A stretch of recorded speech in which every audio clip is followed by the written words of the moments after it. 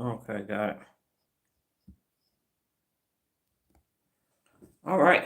I was testing to see if you could actually use Jiffy in the comments or in my poll question. You can't, but I think it showed emoji showed up in the poll question. Good morning.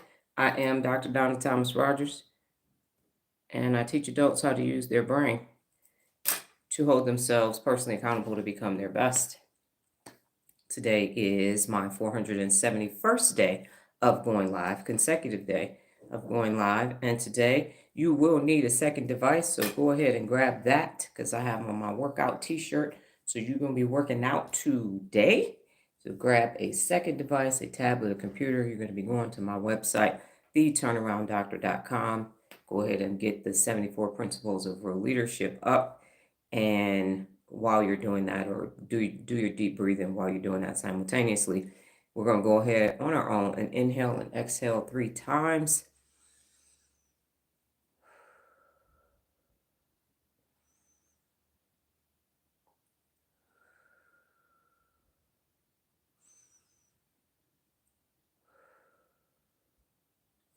So today we're going to be talking about the inner critic, and that's rounding out the inferiority complex and the superiority complex. So the last one is the inner critic. They kind of go together. So I'm going to give you all of the inner critics that I was able to find from a research perspective.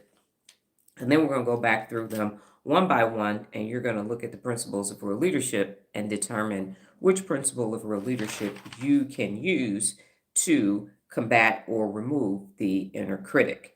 And then, as a reminder, additionally, make sure you have your dictionary word for today, as well as the poll question. So the cognitive activity today will be matching the principles of real leadership to the inner critic to combat that. And there will be a second poll question, but I would just ask that question to you at the end. So without further ado, let's talk about the inner critic. So what is the definition of the inner critic? I will say that there was some information was cross-pollinating, some was not, as we saw from yesterday. It's always simple to gather this information to present to you on a daily basis. So here is the information that I extrapolated from my research yesterday. The inner critic. So the definition of the inner critic is a subpersonality that judges and demeans a person. So it's your subpersonality. It's something that's happening on the inside of you, and it is either demeaning you or judging you. It's inside of basically your head. Now, it can play a significant role in shaping one's identity and sense of self, and it is developed as a result of life experiences, which may include social, cultural, and familial influences. So your family influences, basically. So again, it's a subpersonality that judges and demeans a person. It can play a significant role in shaping one's identity and sense of self, and it's developed as a result of life experiences, which may include social, cultural, or familial influences. That's what it is. That's where it's coming from. And if anybody was raised by humans, you have or had or still have a inner critic that's helping you along, be based upon family, social influences, employers, employees, people that are around you, that because of the negativity bias that exists in the world, and the fact that 75 to 80% of the thoughts that you have are every day are negative, here comes the inner critic. So what I'm about to do is review types of inner critics. If you haven't done so already, go ahead and vote on the poll question. The first one is a perfectionist. And a perfectionist has an excessively high personal standards and overly critical of self-evaluation. So this need to be perfect, this need to have everything exactly how it is. And if it isn't perfect, then there has to be something wrong with that situation. And people, when I was in college, I've said this before, my college roommate accused me of being a perfectionist, and it's actually best.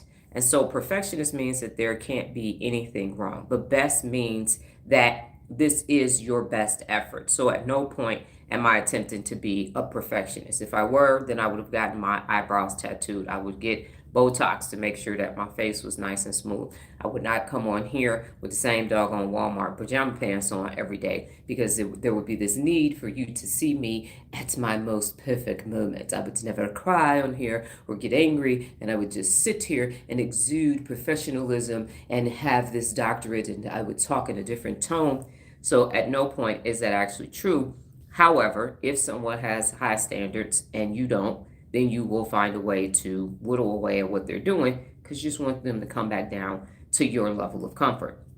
But again, a perfectionist has excessively high personal standards and overly critical self-evaluations. And so everything is, this wasn't right, and this wasn't right, and this wasn't right, without a sense of having to improve it. Can't sit back and say, hey, look at that. Look what I did today. That's awesome. We also know that that's not the case for me because my book has grammatical errors in it, and I've had the opportunity many years to reproduce it and make sure that it was perfect. And I said, no, I have posts, I have videos, and everything else with actual typographical errors in it because perfection is an illusion. The next one is a taskmaster. And so determined to make sure to make you work as hard as possible, and success at all costs is the goal. So you're going to work as hard as possible and success at all costs. And I have a business 101 that says getting anything at all costs is too costly. So at some point, there has to be a voice of reason that says, hold up, wait a minute, this is going to cause problems down the line.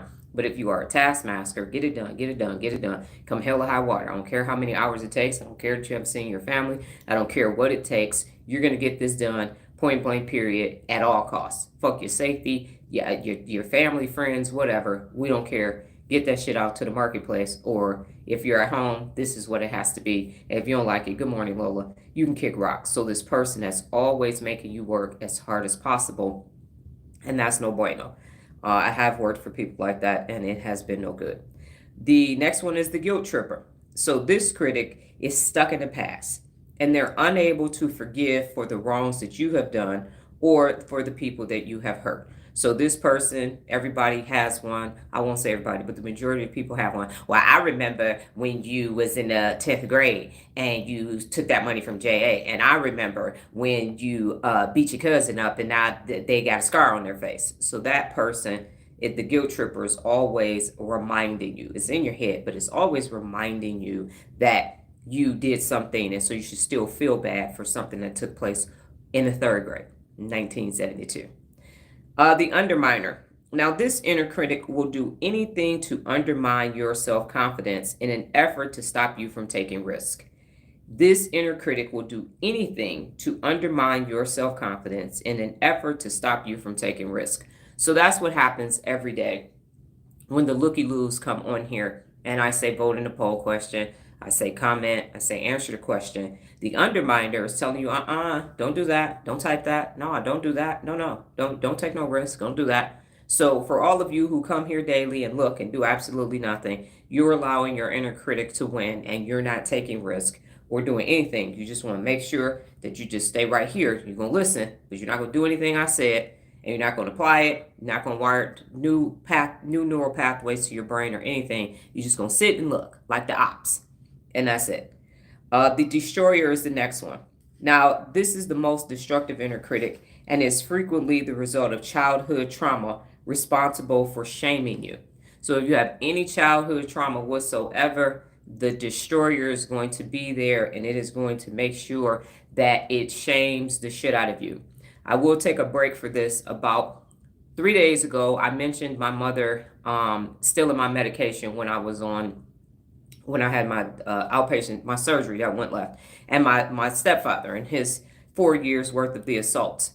And so that showed up. I made it a highlight, and I made it a highlight. Obviously, it was on the live. So I made it a highlight.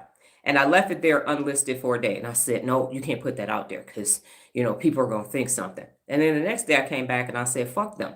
And I realized in that moment that I was still trying to protect them when none of them protected me. And so I said, everybody needs to fucking know. If you come on my page and you happen to watch that highlight, you need to know how terrible these people were because it was the truth. So in that moment, I had to check myself and say, oh, that's going to make them look bad. Those motherfuckers made me feel bad for decades, but I'm worried about their reputation.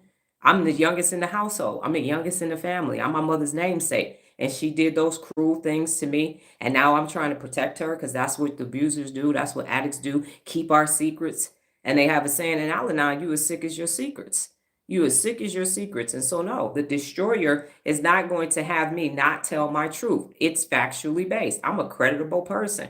Why would I lie? Why would I wait till 51 years old to say something and then it not be true? It's 100% true. But they, in that toxic gaslighting situation, made it seem like, you just be quiet. Why would I be quiet? I'm not about to let your shame. People use shame as a weapon consistently so they can keep doing the exact same thing. So now this shit is out in the open. It's on the internet. Whoever sees it because the shit is the truth. Point blank, period. And let me make that a highlight again, just so it's out there twice. So do not let the destroyer use shame to destroy you. The next one is the inner controller. Now, the inner controller tries to control impulsive behaviors, often out of fear of judgment or rejection. So the inner controller, in my case, I will use that, would say, well, no, Dr. Donna, you can't talk about the brain because you're not a neuroscientist. And you can't do this because people are going to say, well, where's your credibility at? You didn't go to school for neuroscience. You have an EDD. You don't even have a PhD. How dare you do that? People aren't going to listen to you. Yeah, they are. But the inner controller says, no, what are people going to think? And so you don't do it. You 75 years old, like my great aunt, and my aunt, not my great aunt, my grandfather's sister. And so, yeah, that's correct. My great aunt. And so she went back to school at 75 to get her master's degree. And that's more common now, but she was born in the 1930s, the early 1930s, maybe no, late 1920s. And so by her going back to school in the 90s, that time frame, nobody that age was you sitting here with somebody's grandma, mama sitting in the class next to you. That wasn't popular. Now people go back to school at all ages, but that was still cutting edge. And so she could just say, well, what are all these young people going to say about me? I'm old enough to be their great grandmother, some of them. And she went back to school anyway. So that fear of judgment or rejection is stopping you. Stop. Stay in this conformity bias. Stay right here in your caste system and don't do anything that people are going to judge you for. Now, the next one is conformist. And so the conformist tries to get you to conform to family or society standards so that you'll be admired and accepted. And we talked about that a couple weeks ago with conformity bias. So the inner critic is what's causing you to acquiesce and be a part of conformity bias because it's like, no, you got to stay with us, got to stay with the pack. It's power in numbers. Stay over here and be over here in our standards. So for my case, fill in the back of your eyebrows, and now you got to put some makeup on. And so since you're cute, you can't be smart too, because that's men don't like a smart, cute woman because that's going to be a problem for you later in life. Don't do that. And so just conform. The pickle jar theory that my mother and sister told me that I needed to do. She said that they both told me, quit acting like a man. And now you need to let these men know, honey, can you open this pickle jar for me? So you got to act helpless in order for you to get a man to keep a man. I said, fuck a man. If that's what I got to do, I'm going to be manless. I'm not doing that. Absolutely not. If he need me to not be who I am for him to be who he is, this ain't going to work. It's not going to work for us at all. But that conformity just, I can't open this. I can't think for myself. Not me. Not cut from that cloth. Absolutely not. So didn't work for me. And it's not really working out for them either. But okay. Anyway, I digress. The point is that the conformist says the family and the society and everybody makes you conform. And if you find yourself attempting to be disruptive, if you find yourself with an EDD and organizational leadership, and you want to start using that to work with your theory of personal accountability and put a brain t-shirt on, you wrong for that. You definitely shouldn't be cursing as an educator. And you shouldn't be dragging trolls and everything else, because how dare you do that? You're supposed to be this upstanding citizen. Okay, cool, got it. By any means necessary. Malcolm X, he was a Taurus, and I studied him when I was a youth. So there you have it. The next one is the molder. And the molder tries to get you to blend in to a certain social framework and keep your head down. Mold you in such a way that you become someone who fits all the way in. You are like the paint on the wall and you just blend in. Nobody is paying attention to you, and you just go right ahead, keep your head down. You ain't gonna have no problems out of me. No, I'm just here to do my job and go home. I am just here, no problems. I'm not gonna disrupt nothing. Don't worry about me. Never ever. I'm not gonna think. I'm not gonna suggest. I'm just gonna do my job. I'm gonna go home. I'm gonna praise the Lord, and I'm gonna go home. I'm not going and marching in the streets or doing nothing. You will have no problems out of me. The next one is the controller, and uh they want you to fear so they can try to control you and attempts to curb your impulse behavior. So the inner controller is doing this for fear of rejection. The other one is stopping you from any impulse behavior. And so, as we know, with your limbic system, you have the inhibition control for you to do something, not do something, and not say something. But this one wants to stop any impulsive behavior at all. Like, oh, yeah, let's go to Vegas this weekend or any of that. The other one, the inner controller, is basically saying, don't do that because people are going to judge you and people are going to reject you if you show up with a brain t-shirt on. The next one is a people pleaser. So you relinquish all power and place it in the hands of others whom you seek approval in order to feel good about yourself. So I'm just going to do anything for you, whatever you want, baby. It's all for you. And you just tell me. And once you please them, then that should make you feel good. And what I have found is people pleasing pleases no one. You end up trying to be a people pleaser, and you basically just end up getting rolled hard and hung up wet. That's what ends up happening. People see you as weak, and they can get anything they want out of you, and they use you all up, and then like a rag, that's a disposable rag, they just discard you and move on. And then you're sitting somewhere like roadkill on the side of the road trying to figure out how it went left.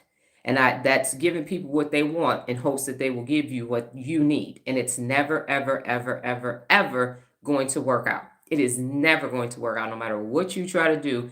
That shit's never going to work out. People pleasing pleases no one. When everybody's holding themselves personally accountable, guess what you don't have to do? Please other people. Because my happiness and my joy, my contentment or anything is my responsibility. It's no one else's responsibility. My mother used to say all the time, do this for me. Do this for me. But do this for me. I don't ask you for a lot. Oh, but you do. Do this for me. No, do it for your damn self. How about that? How about you do it for yourself? And because that's what's going to make it better. Because if other people keep doing things for you, then you're never going to be fulfilled. You're never going to get the actual fulfillment of having to get that done yourself, because that's where true fulfillment comes in place. And then the last one is the guilt tripper. You should not make a mistake difficult to forgive yourself for what you have done. So my sister had an English degree from Oberlin College. And so that was her thing, spelling and reading. And I worked with her for 3 years. And anytime I made the slightest mistake, now I've mentioned can't spell. My daughter and I got that from my mother. It's in the orthographic processing center way back down in the brain. And so sometimes I was posting back then, this is 2011, 12, and 13. I'm posting 6 times a day on social media, and I might misspell a word. And I can't remember if you could edit it back then or not, because hell, that was so long ago. But she would see the post later, and then she would verbally reprimand me in public, not reprimand privately, but yell at me, talk to me in a very demeaning way, and then make me feel bad for that mistake. And so then I would then go and beat myself up and go on a guilt trip because I made a mistake. And then finally, when we parted ways, she couldn't even keep up the posting. And so she would post maybe 3 times a week. I was posting 6 times a day. She's posting, and there would be grammatical errors and everything else, and this stuff still stayed up there. So it's interesting that when I'm sitting here trying to please her, she's telling me, don't worry, we're going to be wealthy. You can get rid of all your stuff and come over here, help me, and we're going to make this happen. It didn't. Another video, another story for another day. But that whole pleasing her, we did not have guilt tripper twice, did we? We did. I apologize. We actually did. No, this is Guilt Tripper 2.0. So the first Guilt Tripper is stuck in the past. And then this Guilt Tripper is don't make mistakes. It's actually 2.0. So there are 2 types of Guilt Trippers. So the first one is stuck in the past, keeps bringing up shit that you did from before. And then this one is anytime you make a mistake, can't forgive yourself for making a current mistake. So the first one is, if I beat somebody up in 1992, then it's going to keep bringing that up. And this one is, I made a mistake this morning, and now I published the wrong post, and now I feel bad for that. So one is can't make a mistake, and the other one is can't live the past down. Let me know if that's clear.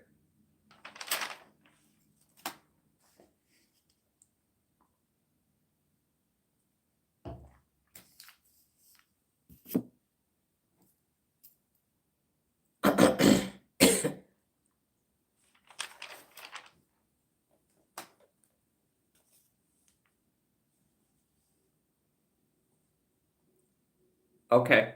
All right. So at this point, like I mentioned at the beginning of the live, go ahead and get a second device if you have one available, because the workout that we're going to do today is go to my website, theturnarounddoctor.com, and go to the 74 Principles of Real Leadership tab and give me a little thumbs up when you're there, or yes, got it, something, so that I know you're there. And what we're going to do is, while you're gathering the website and getting to it, is that we're going to take these one by one. And I'm going to say what it is, and then you're going to find a principle of real leadership to combat that, to deal with that. And you might have more than one that would do that. Because what has to happen, what needs to start happening, is that automatically, instantaneously, you need to be able to access the principles of real leadership. And so for people who are in Real Leader, the membership, they every day they have to say which resources that they used on the daily basis. And what it will show you is the ones that you use all the time. Those are your go-tos. But then there are some that you never use. And the reason why you never use them is because that's where your unaccountability resides. So if you're trying to identify the areas that you're unaccountable in, just review the 74 principles of real leadership, and you will see the ones you go, ooh, no, I don't want to do that. I don't want to do that. Then those avoiding ones are directly attached to your unaccountability, and you can look at those and then look at the people in your life, the unaccountable people in your life, and it will match. So if you are not organized and you got a bunch of clutter, then you look at everybody in your life and clutterers of the same feather cluttered together, the next thing you know, y'all all cluttered people. So you're not going to eliminate the clutter. You're just going to go over to their house and move stuff off the couch and sit down and say, ooh, girl, I know. I'm going to have to get somebody to clean up my house too. One day I'm going to just go and do spring cleaning. It's about to be spring. We're going to do some spring cleaning. Nope. That's being personally unaccountable. And now you will understand why that relationship is still there, because y'all are clutter buddies. Okay, so are you on the website? Thumbs up, yes, website, theturnarounddoctor.com, the 74 Principles of Real Leadership.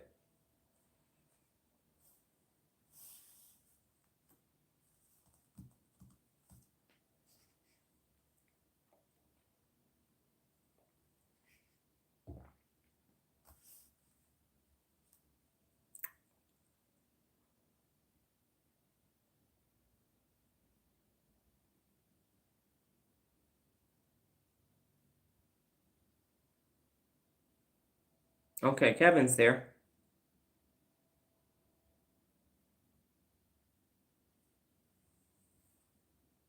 Nola's there. Anyone else? Okay, got it. So to go back through the list, we have the perfectionist. So the perfectionist has excessively high personal standards and overly critical of self-evaluations. So looking through the 74 principles of real leadership, how can you stop being a perfectionist?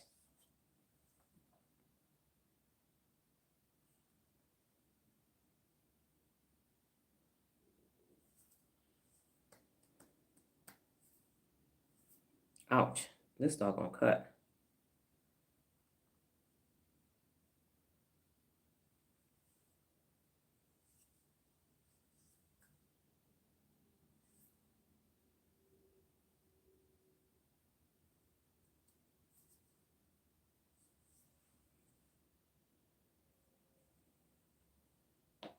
So just scroll down the list and type the one or multiple ones that you believe will stop you from focusing on overly critical and self-evaluations.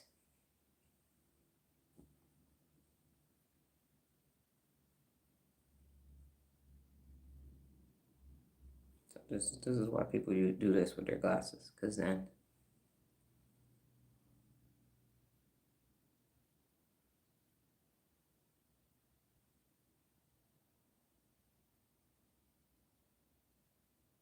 Okay. Nola said be flexible.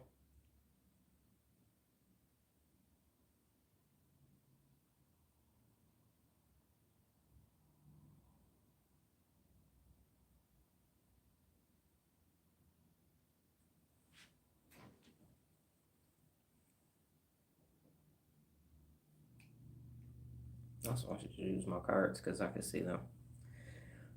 Do-do-do.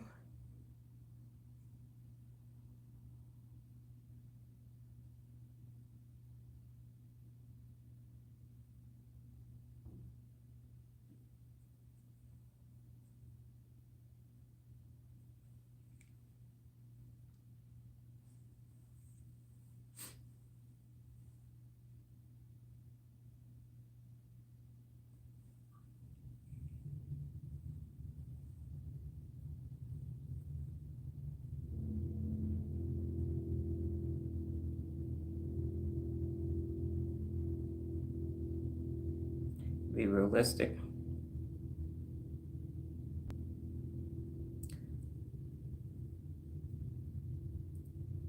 So that's basically one of the pillars, Kevin.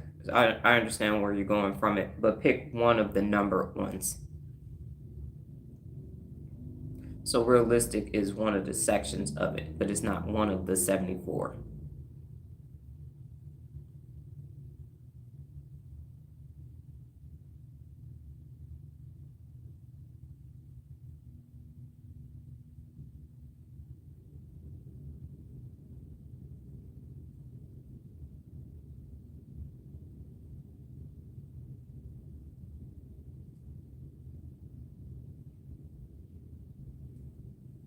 And the one that I will say is be objective. So you can't be critical and objective at the same time. I was going to say be flexible, but then Nola picked be flexible. So I'm picking be objective. And Driscoll, do you have one?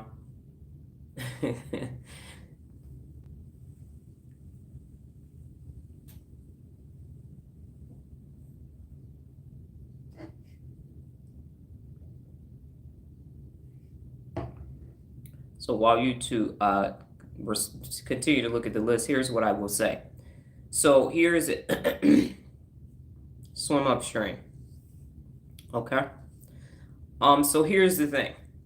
The reason why I say go look at the 74, and we lost 2 people. Of course we did. The reason why I say go look at the 74 principles of real leadership, because you are sitting in situations and your amygdala could be getting hijacked, or you could not know what to do. And these 74 principles of real leadership need to be part of your working memory so that you will know what to do in all situations: positive, negative, good, bad, mediocre. And yes, thank you for that, Nola. So that's the whole point, because I've been saying go to the website, but this lets me know that you haven't gone to the website to look at the 74 principles of real leadership, because potentially, even if it's a wrong one, something should have popped up for you. Okay, we will move on to the next one. Oh, my glasses, and I just cleaned them off. Damn it, I'm gonna have, okay. Taskmaster. So determined to make work as hard as possible, and success at all costs is the goal. It's real leader drills. Yes, ma'am. So taskmaster, determined to make you work as hard as possible. Success at all costs is the goal. So what principle of real leadership can you use to get rid of the taskmaster?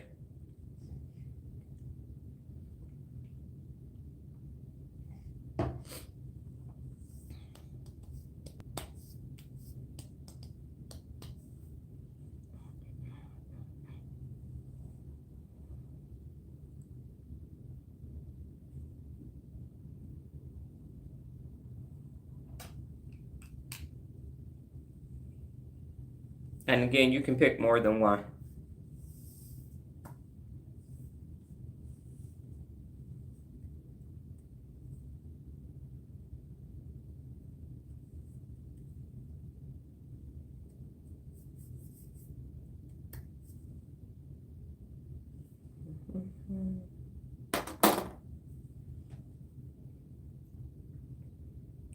So trying.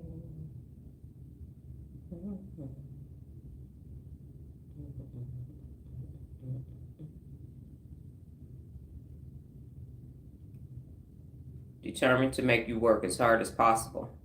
So you're already making it work hard as possible. Got it. You're saying delegate. Okay.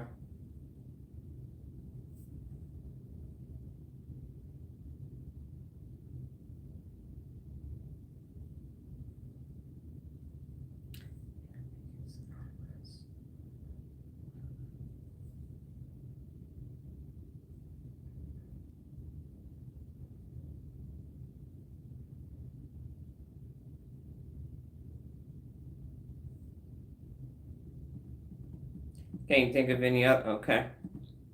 Lead by example. Can you think of any other ones, Nola? I'm not saying that you're wrong. I'm just asking.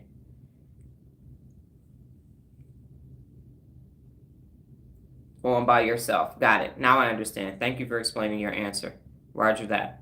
And then Driscoll, do you have a response before I move on to the next one? My hand hurts.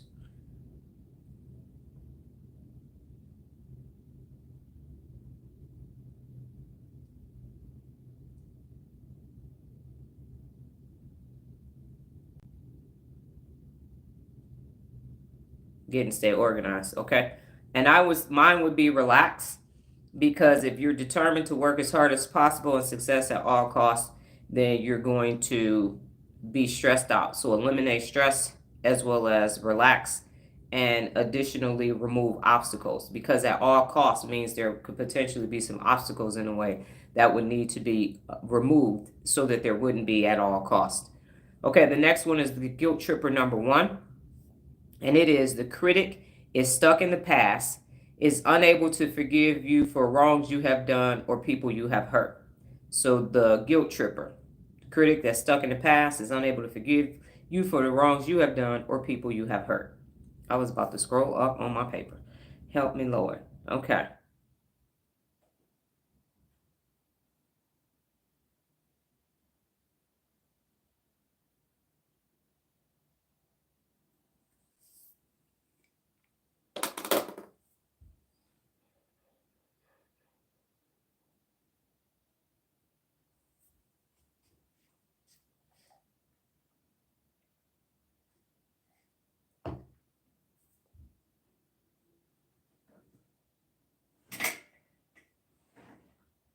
My foot will get caught up or not.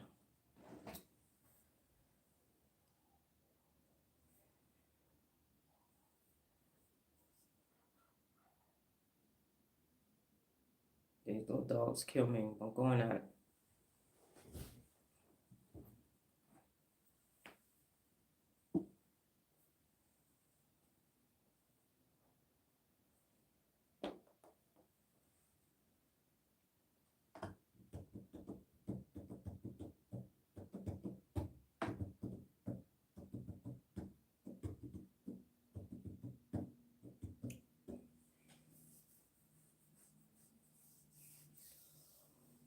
No, yeah. Oh, excuse me. I woke up at 1 o'clock and have not been back to sleep.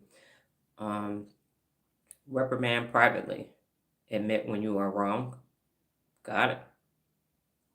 And while Kevin is typing his up, mine would be to think forward and grow continually. So if you are stuck in the past, then you can't think forward and you can't grow continuously. So if you're thinking forward and growing continuously, you are not thinking about the past. You got to be focused on where you're going to and not what you've been through. Got it. Okay, the next one is the underminer. So this is the inner critic will do anything to undermine your self-confidence in an effort to stop you from taking any risk. It's like, nope, no, we're gonna mess this all the way up. The last thing you about to do is take a risk. So which one is that? Again, it's anything to undermine your self-confidence in an effort to stop you from taking any risk. Keep you right where you is.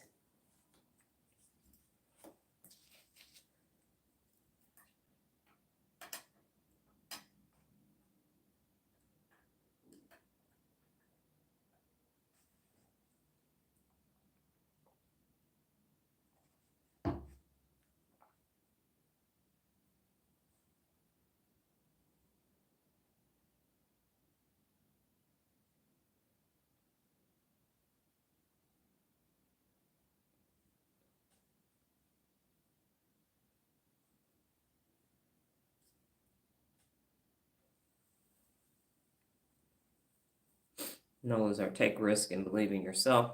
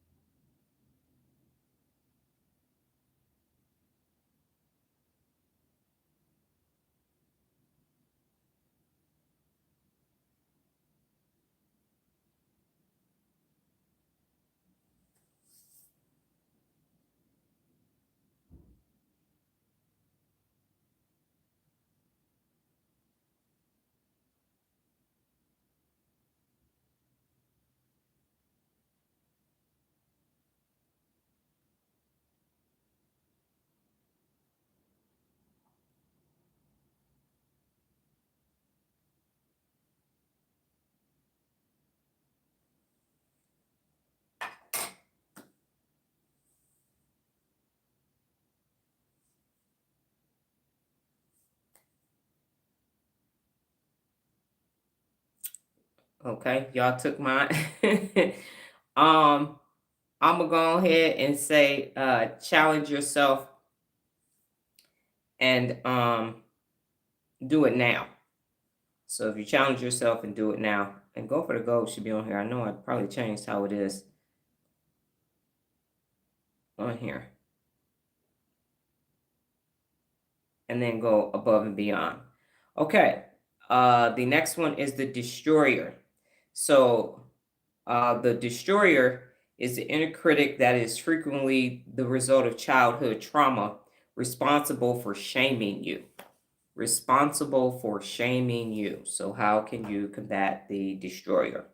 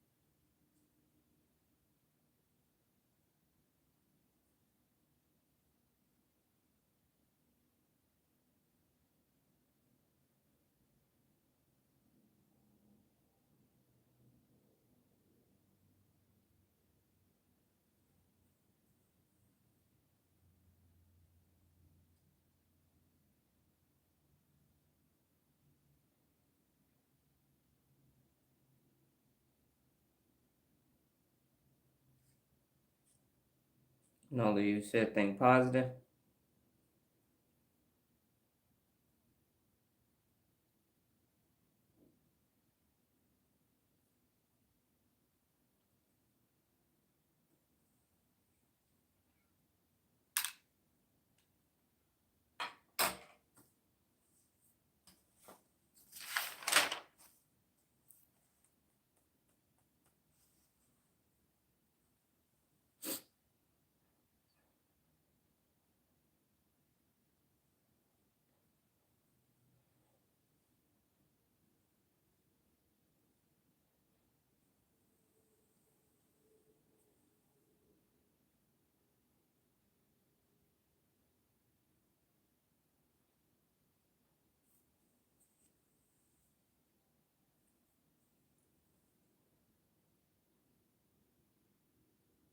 Waiting on Kevin Driscoll. You still there? Mine is carry only what you need. So if you are carrying only what you need, you can't carry shame with you.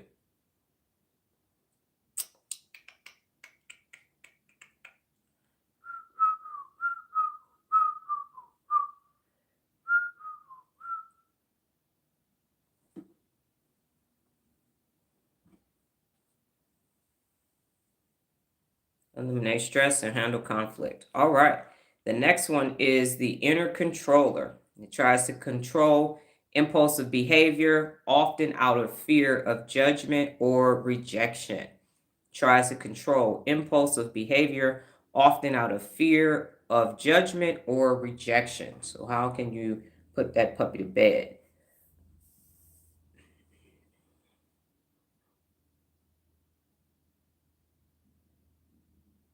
Mhm.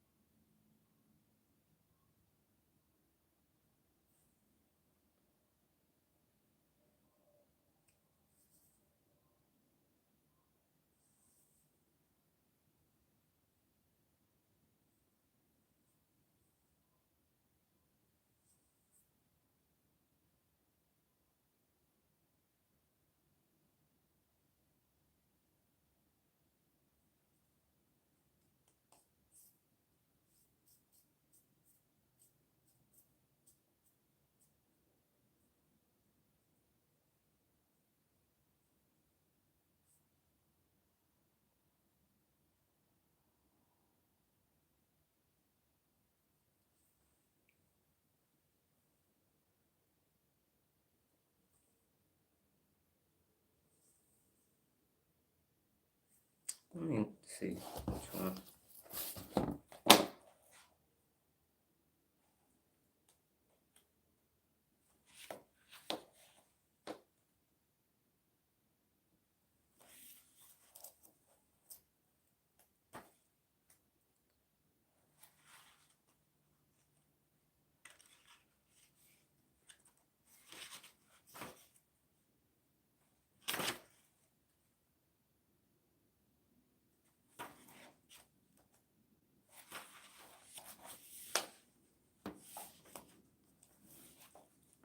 Establish trust. And I missed that. What are we combating? Okay, inner controller tries to control impulsive behavior, often out of fear of judgment or rejection. So you're trying to control an impulsive behavior because of fear of judgment or rejection.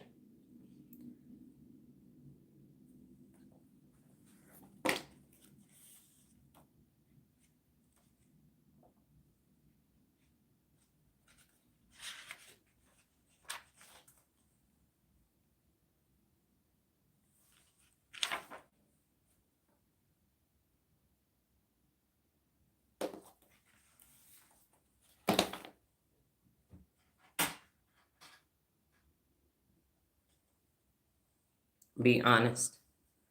Okay. And mine was to, okay, go for it. So if you go for it, then there is no, you're just gonna go. You don't really care what's happening to you. You're just gonna go for it. All right. Kevin, do you have one before I go forward?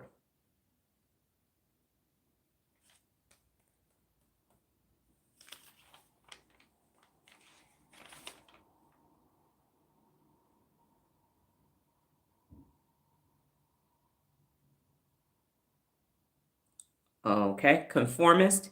You try to get you to conform to family or to society standards so that you will be admired and accepted. So you want to get in where you fit in. You want to be admired and accepted for conforming.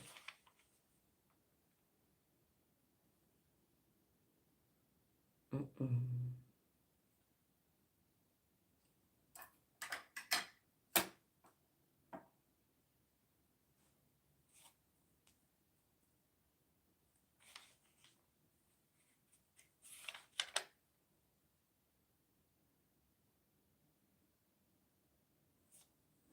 We'll post it.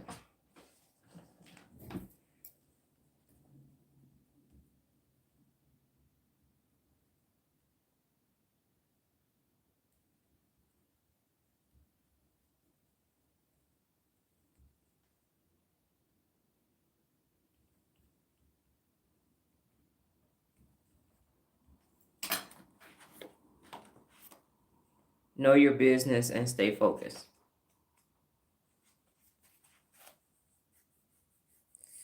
Okay.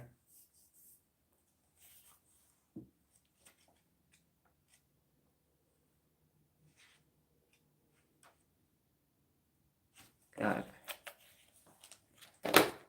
And now I'm itching. What in the heck? Feels like something bit me.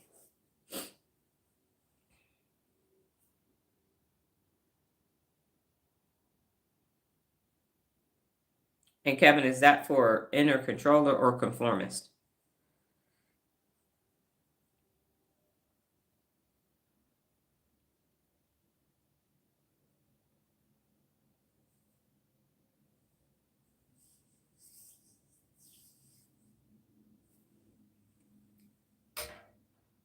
Got it. All right, so conformist is to try to get you to conform to family or society standards so that you will be admired and accepted. Try to get you to conform to family or society standards so that you will be admired or accepted.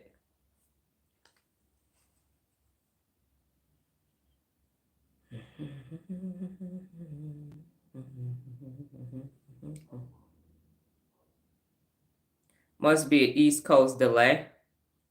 Nah. Sometimes it's just, yeah. It could be the weather. It could be, there have been people that are on my time. Me and Nola are in the same house, and sometimes it doesn't work. So, conformist.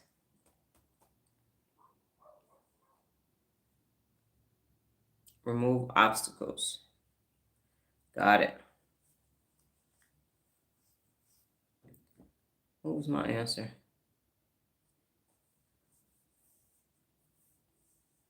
I didn't accept it. Oh, I know what it is. Got it. My answer is be a thermostat, not a thermometer. So be a thermostat. Because thermostats set the temperature, they don't take it. So I'm not conforming to your standards. There's only one standard, and that's for leadership. I feel like something has bitten me.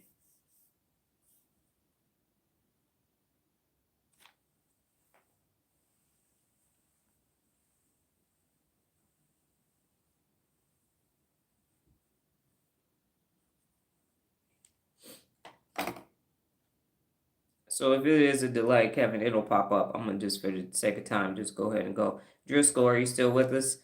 Molder is the next one. Molder. So it tries to get you to blend in to a certain social framework and keep your head down, mold you in such a way that you become someone who fits in. So you're just gonna fit right on in, blend right on in. You're gonna camouflage yourself and who you are.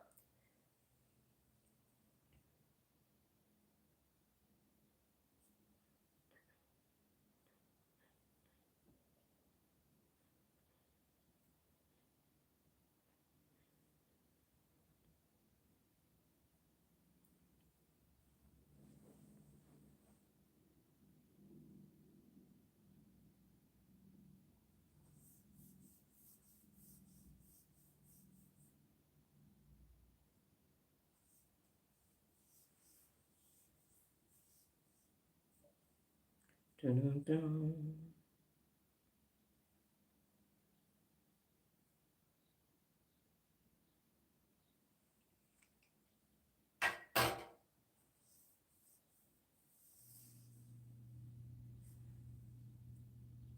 I'm about to put this here in the thing in a minute.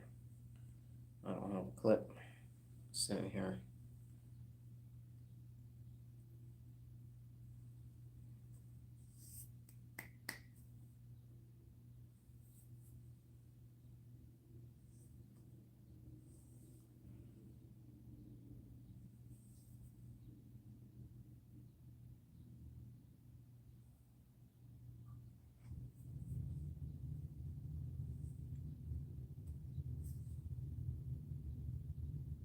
I think what would also be helpful too is if you did dot dot dot, then I would know that it's a delay or not. On that molder.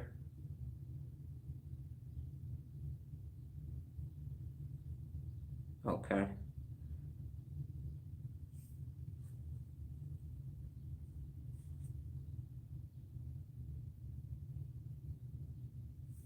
We are on molder, and it is tries to get you to blend in a certain social framework and keep your head down. So basically, you just want to be somebody that fits in. You want to fit in. Be objective. Same thing happened to me, froze for a second. Okay, so molder. So then it has to be YouTube at this point because you all are located on two different sides of the country. So it tries to get you to blend in to a certain social framework and keep your head down. So it molds you in a way that you become someone who fits in. So at that point, you want to not fit in. So what would that be? Driscoll said, be objective with a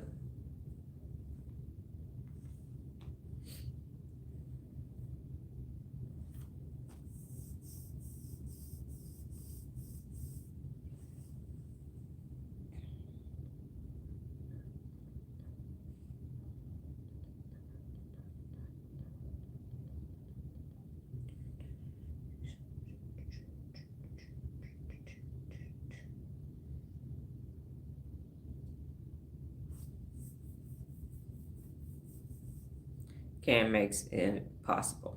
Yes. Got it.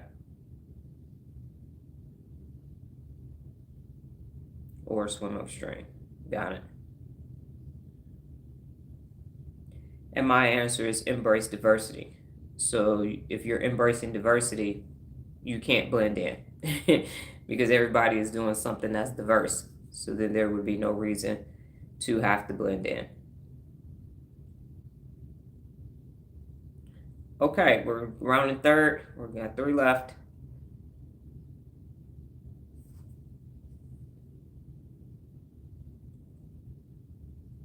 Embrace diversity. Got it.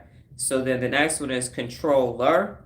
And this one is what you fear, you try to control. And the controller attempts to curb impulsive behavior. So the inner controller was focused on fear of judgment and rejection. And this one is you want to control any type of impulsive behavior. So like I said, my line name was prompt 2 because I'm always extemporaneously doing something. So this controller wants to stop any impulsive behavior.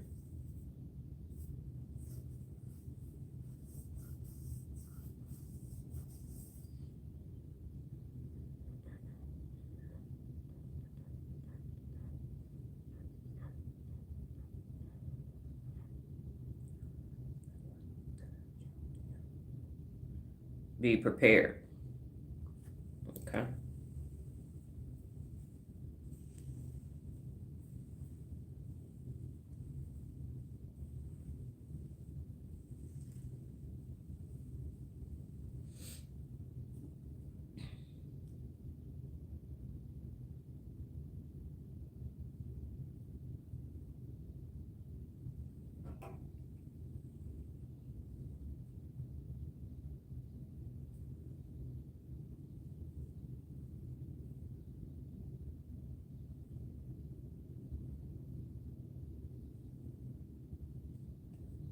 I would say be objective for me. Then I'm gonna make decisions based upon facts. Even in my impulsivity, I'm still quick on that. So set high standards and know you have to be the best. Okay, the last two, the second to the last one is people pleaser. Everybody knows what that is, but I will say that you relinquish all power and place it firmly in the hands of others whom you seek approval in order to feel good about yourself. So you are going to give your power to someone else and hope that they approve of you so you can feel good about yourself.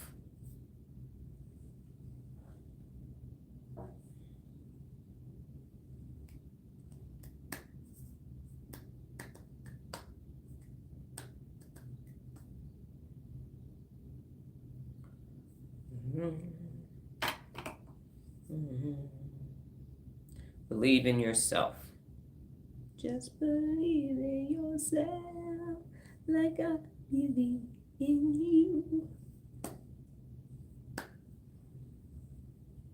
Believe it or not, I'm walking on air. Thought I could feel so free. Flying away on a wing and a prayer. Be a thermostat. Who could it be? Believe it or not, it's just me.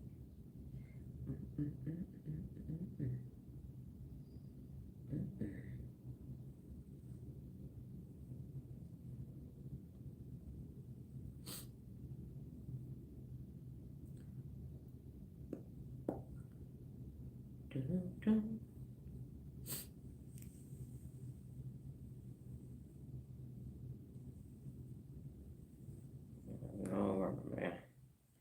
Maybe we can put it under. Nope, that's not gonna work. Okay. Just for Nola, y'all having connectivity issues too. It happens. A lot of people must go live on Wednesday at this time. Okay, so my answer is to lead by example, and I'm gonna go ahead and get to the last one so we can get to the poll question. Results. The last one is Guilt Tripper 2.0, and you shouldn't make mistakes, and you'll find it difficult to forgive yourself for something that you said or did. So Guilt Tripper 2.0, you made a mistake. Now you're gonna make yourself feel bad for making a mistake. So what can you do?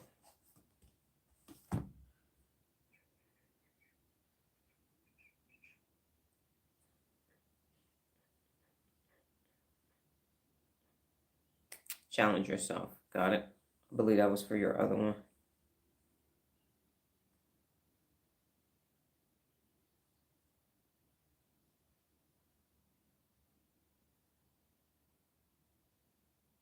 Set high standards. Admit when you are wrong. So Guilt Tripper for Nola and Driscoll, it's that you are making yourself feel bad because you made mistakes.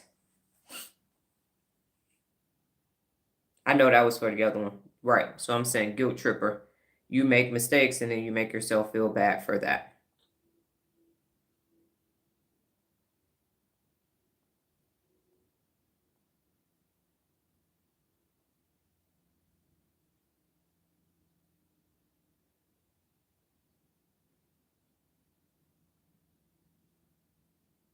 Smile and laugh. Okay.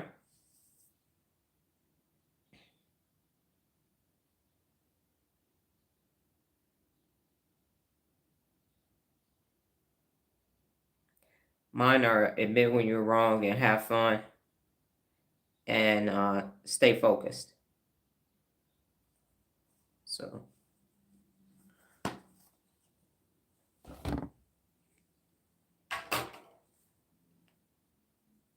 if you haven't done so already, go ahead and vote in the poll question too. Once you put your answer in, Driscoll has the answer available.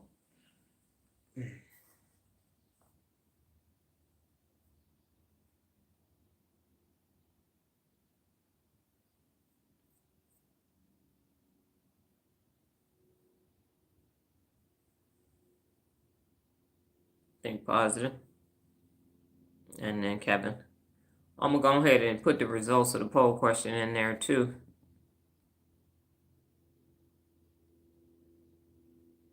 Yeah, you can use it more than once. You find out the ones that you're using more frequently than the other one.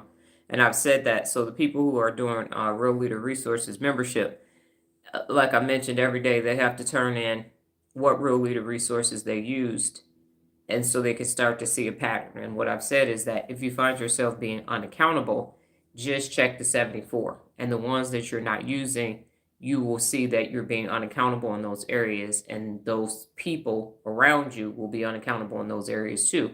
So as soon as you start using them and holding yourself personally accountable, you will start holding people personally accountable too. And the example I use is eliminate the clutter and get organized and stay organized. So if you got a junky house, your friends got a junky house, then you're unaccountable. And as soon as you eliminate the clutter and get organized and stay organized, then you're going to start holding them personally accountable to do the same. You can even use lead by example. So they come to your house and now it's clean and say, oh my goodness, how'd your house get so organized? This is what I did. That's how you hold them personally accountable. So be honest. Do you criticize yourself as the poll results? And so 80% is 5 people that voted. 80% said yes, 20% said no. That 20% is lying. Yes, I criticize myself because I'm always looking for ways and things to improve. Yes. And so what I will say is that I don't like the term constructive criticism because there's nothing constructive about criticism. It is destructive, so it's destructive criticism. The solicit feedback is one of the 74 principles of real leadership. That's better. As I mentioned a couple days ago in Toastmasters, they use the PMP or sandwich approach: positive, negative, positive. So the difference between criticism and feedback is criticism attacks you as a person. Feedback is talking about your performance or a behavior. And so we used to say this at Frito Lay: feedback is like a coat. So you can put it on and wear it because it fits, or if it doesn't match, then you can take the coat off. So it is behavior based. So if I say, Kevin, you suck, you're a terrible public speaker, right? That's destructive criticism. But if I say, Kevin, overall, your speech was great. Here are some things that you can improve. When you're looking at the audience right now, what you're doing is you're going really fast across the audience. And what you want to do is make eye contact with several people in the audience. You can either go from left to right, right to left, or you can go from the front to the back of the audience and pause and make eye contact with an audience member and then move on to your next point. Overall, your speech was really good. So now I told you you had a good speech. I told you what you can improve. And I told you overall you had a good speech. That's performance focused feedback. Criticism, destructive criticism says your speech sucked and you suck too. So when you switch to there is nothing constructive about criticism, now you will be only listening to feedback. Criticism attacks you as a person. Feedback is for the performance or the behavior, and it comes with a solution. So me saying your speech sucked, learn how to be a better speaker. You don't know what to do with that. But by telling you make better eye contact, I'm giving you 3 different ways to do that. Now you can use it to go and actually improve your performance. So feedback wants you to become better. Yes, feedback wants you to become best. Criticism wants to tear you down and keep you at your worst. That's why I'm going to give you some constructive criticism. No, you're not. I'm not listening. Because communicate effectively is one of the 74 principles of real leadership. And so you should be able to communicate effectively, tell me what my behavior or my performance is to improve without reprimanding me publicly and making me feel bad. So exercise tact. Saying your speech sucked is not exercising tact. There are a myriad of other ways to tell you how to improve your speech. So people saying constructive criticism is an unaccountable thing that people have done. So criticism is bad. There is no way to positively do something bad. It's not. So you have so criticizing yourself is 100% no bueno. Don't do it. Start giving yourself feedback, and it's focused on the behavior or your performance so you can actually change it. Now, if you're doing 12 steps and you got defects of characters, now that's some other things that you have to work out, but you still don't criticize yourself for your defects of character because you're not going to improve them. So you're going to shame yourself and you're going to keep shaming yourself, and that is never going to improve. That's why the inner critic has to go, and that's why we did that. That was the workout for today. So now you've answered the poll question. What I will say is, what did you learn today?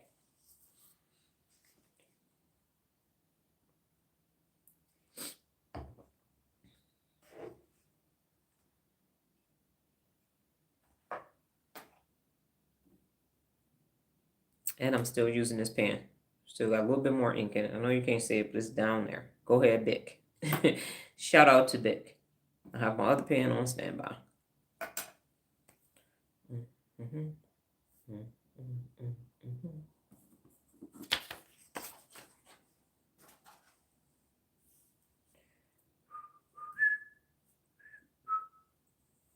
Yes, Bic is the business. What did you learn today? I did too, and then I switched over.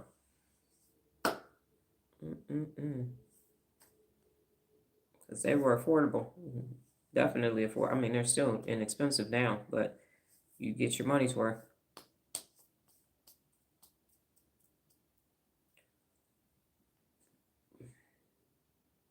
Thought I was getting fancy. I do criticize myself, and I've gotten better. And that I do it way less and point out my strengths now. Different characteristics of a mindset. Okay. So Nola, what did you and Kevin learn? Real leader principles. Okay.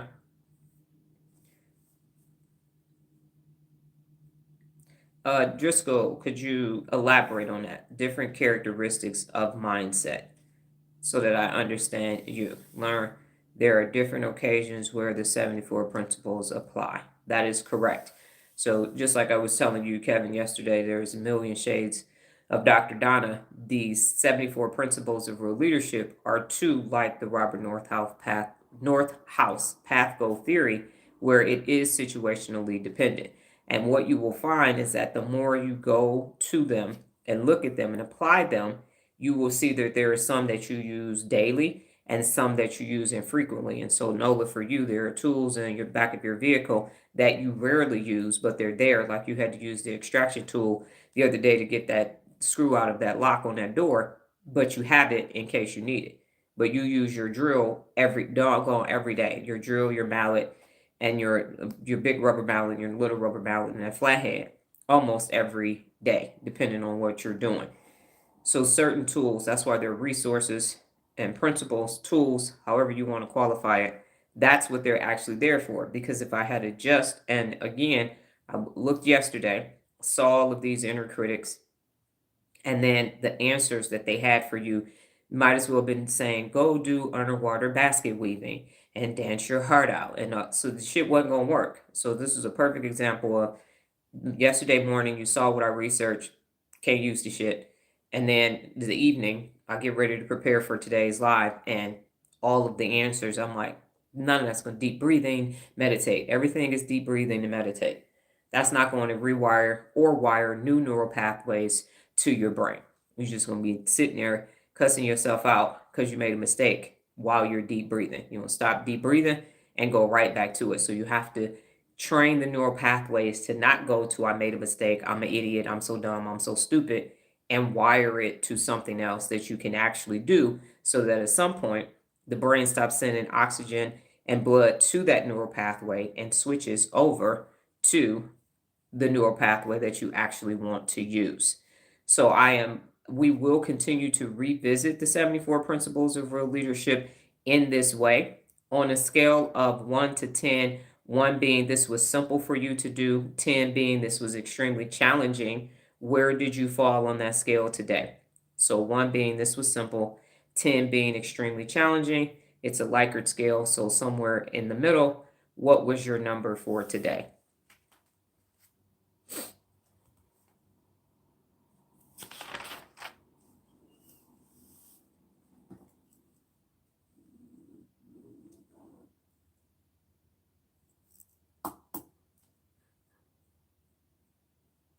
Nola said the middle, 5.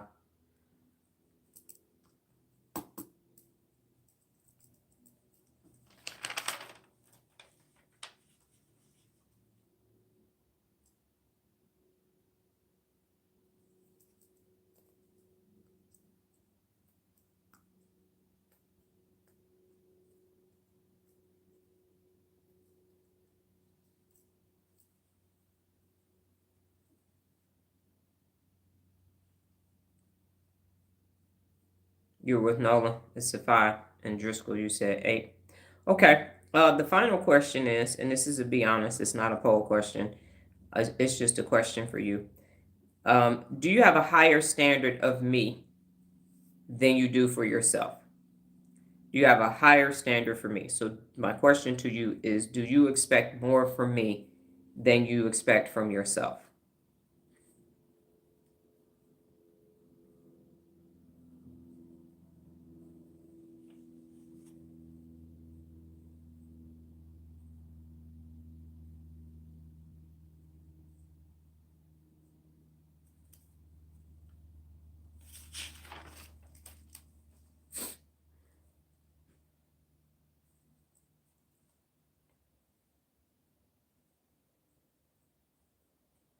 You got no and a question mark? You no? Is that a question for you? No, you have a question mark, so you got to come back because now I'm confused by your answer. No, that's how I'm seeing that. And now Kevin is saying Dr. Donna with, I believe, 4 exclamation points. That's a tough question with 3 more exclamation points. It's Workout Wednesday. Do y'all not see the brain sweating? That's the whole point. This is Workout Wednesday, right? And today Wednesday, I told y'all when I had these 2 brain shirts on, you gonna be working out your brain. I'm not setting you up. I'm actually not setting you up. Damn, I'm asking a question. Be honest. Do you have a higher standard of me than you do for yourself? That's all that is. So answer the question. It's a yes or no question. Kevin, you have too many letters. I'm not setting you up. Now y'all don't trust me. I haven't established trust and been trustworthy with you all that you can't just, it said be honest. Be honest. Do you have a higher standard of me than you do for yourself? Be honest. Good Lord. How we gonna get to 6.8 billion people, y'all? How? It's yes or no. It's a yes or no question. It's a closed-ended question.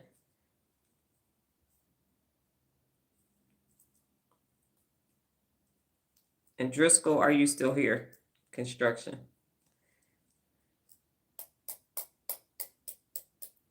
Do your fingers not work? It's 2 letters. They're right next to each other on the keyboard, if I'm not near each other. Do you have a higher standard of me than you do for yourself? Yes. And Kevin has 2 S's. You are like me too. Me? No. Okay.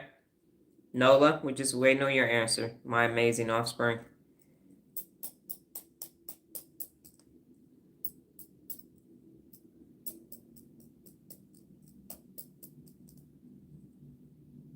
Nola! You said no. Okay. I was first already. Okay. So here is the thing. If you have a higher standard for me than for yourself, why is that? Because personal accountability, set and maintain high standards is something that you have to do. So you have to have, so I'm saying I'm the standards. I need to give it a second for the delay. So I say I am the standard by which excellence is measured because that's my standard of excellence. So set and maintain high standards is actually one of the 74 principles of real leadership. And so if we're all following the 74 principles of real leadership, then I can't be at a higher standard than you have for yourself. So I'm harder on myself than anybody else because it's me. So you all actually get cut some slack. Nola can attest to that I'm definitely more harder on myself than anybody else. So if you feel like, damn, this is hard, you got nothing on me versus me. Nothing at all. Trust me, you'll be like, I don't even know sometimes how she's vertical. How is that possible to just keep raising the standard and raising the standard and raising the standard and raising the standard? The 74 principles of real leadership are for everybody. And so everybody needs to be setting and maintaining high standards. And it's like, oh, I will expect that. Don't cut yourself no slack. Don't cut yourself no slack at all. And then want me to perform at a higher level. And I understand where it comes from. I understand if you are at work, the senior VPs and all of that, you expect more from them. But I expected the same from them that I expected from myself. I have a high standard. Most of the time, my standard was higher than theirs because, corporate America is just a lot of people sycophanting to get to those positions. So it literally is set and maintain a high standard for yourself. At no point should you think, because as I mentioned, I'm at appointments with my daughter, she's in charge, and I can follow. Follow others and lead by examples are 2 of the other principles of real leadership, and respect others. So treat people with dignity and respect. When you do all of that, then there isn't a hierarchy. Now, am I ahead of you all? Did I create this? Absolutely, 100%. But the standard, you can't hold me to a higher standard than you hold yourself to. That's what I'm saying. You have to hold yourself to the highest of highest standards. That's how we all become best? How can you get to your best if you hold me at a higher standard than you have for yourself? Because you need to get to your best. So what am I leading by example? I am. I'm showing you how to set and maintain high standards for yourself. But that doesn't mean hold me to a higher standard than you have for yourself. Were you a celebrity? Were you a millionaire? Were you the president of the United States? And you the CEO of Me Incorporated? That's how I see that. Everybody's in a leadership position. Every adult in the world is in a leadership position because they are the CEO of Me Incorporated. And so, how should a CEO behave? You are leading by example. This is how I lead Me Incorporated.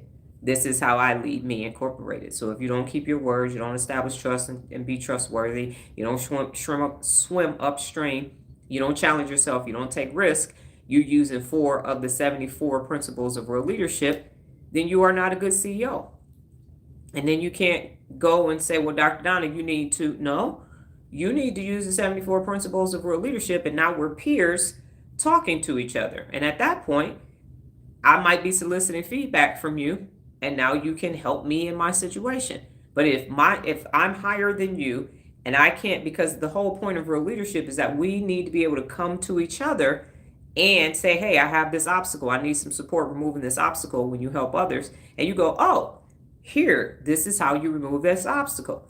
That's how it was designed and designed for us to be able to do that. And we can't do that because there are people sitting in positions of power and authority that don't know what the hell they're doing. People are holding them to a higher standard that they're ill qualified, technically inept to do. And that's why we have a world that's shit show palooza. Because everybody else sitting at home, you the president, you the prince, you the king, you the world leader, you the general. So y'all supposed to be doing it, but I don't have to because I'm a mere private citizen. Absolutely not. Absolutely not. You are the CEO of Me Incorporated. Thank you for honestly answering. And this is food for thought. This is something for you to think about, the people that you have in a higher regard than yourself. You are your own thermostat. You set the standards for your life, and it shouldn't be lower than someone else's at all. Think of your body temperature, 98.6. You go up or down, you got a fever, or you might have hypothermia, and you go one way or the other. But the thermostat setting for the human temperature of the body, 98.6. So that's that. So do not hold me in a higher regard than you have for yourself ever. That's why I tell people there's no hero worshiping over here. There's no idolization. There is no fandom. It's all real leadership because we all have the ability to set and maintain high standards for ourselves and the people around us. I go to my daughter's appointments. I cut boxes. I get stuff off the floor. I clean up. I use furniture wipes and everything else. Jesus washed the disciples' feet, even Judas. And so we all need to be of service at some point to others, and we need to lift each other up. And you can't do that if you're sitting on some pedestal somewhere thinking that you're better than somebody. So I am not better than another human being walking around. I am my best, and I do my best. And I'm a bad mofo, but at no point am I saying bow down, bend the knee, kiss the ring, because it is I, the magnificent. I say I'm the magnificent. Special Ed said he was the magnificent back in the day on his song, and you should believe that you are magnificent. There's nothing wrong with that. Self-love is the best love. That you learn to love yourself, and then you can start learning to love other people as well. So in summary, we will continue, and this day forward, I will get used to having a second device readily available because I will be asking you about the 74 principles of real leadership, because what I've learned as some older people have dropped off is that they did not inculcate the 74 principles of real leadership into their day-to-day. And so then they could literally tell me what I'm needed to change and do. And I'm saying, but if you had have implemented the 74 principles of real leadership, then the feedback that you gave me would not have been criticism. It actually would have been performance focused instead of, well, this is what you need to do, and next time, and then probably, and maybe. And I'm okay with that because I understand I can use anything as a lesson. Doesn't matter what it is. But I've learned that in these 471 days of going live, that people need to start speaking personal accountability. That is a language. There are some behaviors and things that you need to do. And so you can't be unaccountable and personally accountable at the same time. you're going to need to learn how to speak personal accountability. And it starts with the 74 principles of real leadership and how do I apply them into this situation. So I will close with this. I developed the principles of real leadership in 2008. Book is published in 2009. We are now sitting in 2025. I am saying that when you rewire the neural pathways of your brain and wire them to daily personal accountability, you are going to become your best. It is penicillin. It is E equals MC squared for human behavior.